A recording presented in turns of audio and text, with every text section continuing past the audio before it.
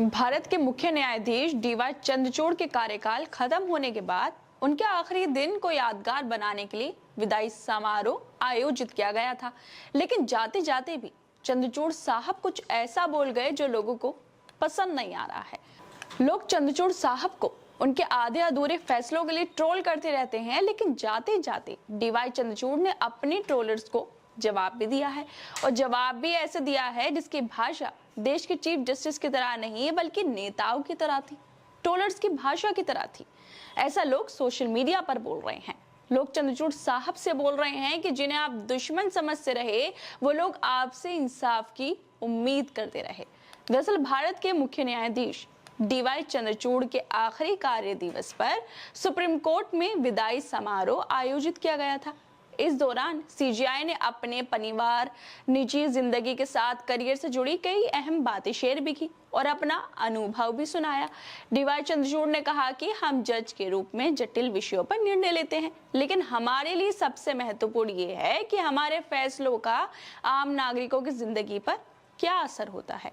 इतना बोलने के बाद चंद्रचूड़ साहब उन लोगों पर बोलने लगे जो उनको उनके फैसलों की वजह से ट्रोल करते हैं, तरह तरह से बातें लिखते हैं। डीवाई चंद्रचूड़ कहने लगे कि शायद मैं सबसे ज्यादा ट्रोल होने वाला व्यक्ति हूं, लेकिन मुझे ये चिंता है कि सोमवार से उन लोगों का क्या होगा। जो लोग मुझे ट्रोल करते थे वो बेरोजगार हो जाएंगे। मतलब डीवाई चंद्रचूड़ कह रहे हैं कि अब मैं रिटायर होने जा रहा हूं तो मुझे ट्रोल करने वाले लोग तो बेरोजगार हो जाएंगे। लेकिन डीवाई चंद्रचूड़ साहब एक बार भी उनके फैसलों को ट्रोल करने वाले लोगों के मन की बात को नहीं जान पाए कि वो लोग क्या कहना चाहते हैं और वो लोग आपसे उम्मीद क्या रखते हैं। डीवाई चंद्रचूड़ के इस बयान के बाद सोशल मीडिया पर फिर से बहस छिड़ गई है, और इसी बीच पत्रकार मुकेश कुमार ने भी ट्वीट करते हुए कहा है कि बड़ी खुशफहमी है चंद्रचूड़ साहब को अपने बारे में। कहा है कि मेरे जाने के बाद मेरे खिलाफ लिखने वाले लोग बेरोजगार हो जाएंगे। हमें खुशी होगी कि अगला मुख्य न्यायाधीश आप जैसा ना हो और आलोचक बेरोजगार हो जाएं। ये इंसाफ के लिए अच्छा है, देश के लिए अच्छा है कि न्यायाधीश ऐसा न्याय करे कि लोगों को नुक्ताचीनी करने का मौका ना मिले। रही बात बेरोजगार होने की, तो मोदी जी की कृपा से वो पहले ही कम नहीं थी। वैसे आपने तो अपने रोजगार की व्यवस्था कर ही ली होगी, है ना चंद्रचूड़ जी। वैसे दोस्तों, अब सवाल ये उठता है कि क्या वाकई चंद्रचूड़ साहब को इस तरह का बयान देना चाहिए था? क्या उन्हें अपने फैसलों पर ध्यान देने की जगह ट्रोलर्स पर ध्यान देना चाहिए था? डीवाई चंद्रचूड़ के इस बयान के बाद और भी लोगों ने लिखा है कि भला चंद्रचूड़ से बड़ा ट्रोलर कौन हो सकता है। इन्होंने अपने कार्यकाल में छलावे भाषणों से जनता को गुमराह किया है।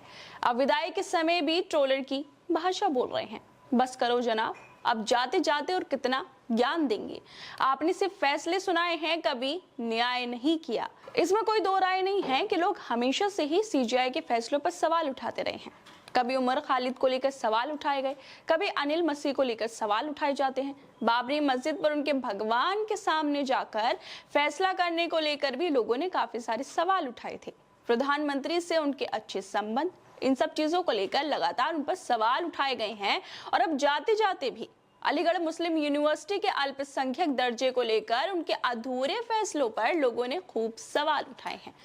लेकिन अब फिर एक बार, जिस तरह से चंद्रचूड़ साहब बोल रहे हैं कि मुझे ट्रोल करने वाले अब बेरोजगार हो जाएंगे, लेकिन वो ये नहीं देख पाए कि अगर फैसला वो पूरी तरीके से लेते, पूरे फैसला ले लेते, तो ये लोग शायद, जो ट्रोलर लोग हैं, आपकी तारीफें करते, आपकी प्रशंसा करते।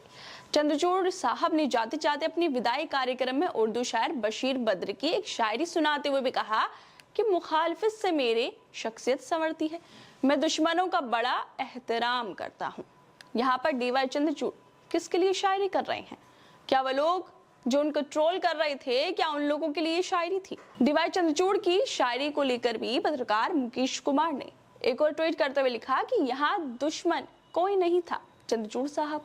जिन्हें आप दुश्मन समझते रहे वो लोग वो थे जो आपसे इंसाफ की उम्मीद करते रहे। थोड़ा सा साहस दिखाया होता, दबाव और लोभ से बचे होते, तो आज पूरा देश आपको तालियों से बधाई दे रहा होता। लेकिन अफसोस, तुम भी उन जैसे ही निकले। खैर दोस्तों, आप लोगों को क्या लगता है चंद्रचूड़ साहब के आखिरी भाषण को लेकर? हमें अपनी राय जरूर दें, और बाकी तमाम खबरों को देखने के लिए जुड़े रहिए हमारे साथ।